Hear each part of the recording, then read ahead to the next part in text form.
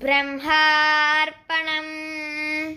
ఆకాశము వలె రూపులేనిది, ప్రపంచ సృష్టికి పూర్వము రూపము నామము లేని నాశరహితమగు వస్తువు ఒకటి తనకు తానే స్వతఃసిద్ధముగా ఉన్నది. ఈ శరీరమందు తనకు శరీరము లేక నాశరహితుడై నివసించుచున్నాడు. ఈ దేహమందు నాశరహితమై ఉన్న ఆత్మయే పరబ్రహ్మము. విత్తునందలి సత్తే చెట్టంతా వ్యాపించి ఉండునది.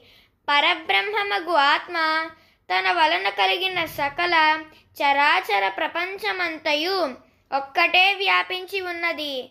ఆ ఒక్క ఆత్మయే పిపీలీకాది బ్రహ్మ పర్యంతము సకల శరీరములందు వ్యాపించి ఉన్నది. ఈ ప్రపంచమున ముందు వెనుక కుడి ఎడమ చిక్కులు వెలుపల క్రింద పైన సర్వత్రా పూర్ణముగా బ్రహ్మమే నిండియున్నది. బ్రహ్మార్పణం.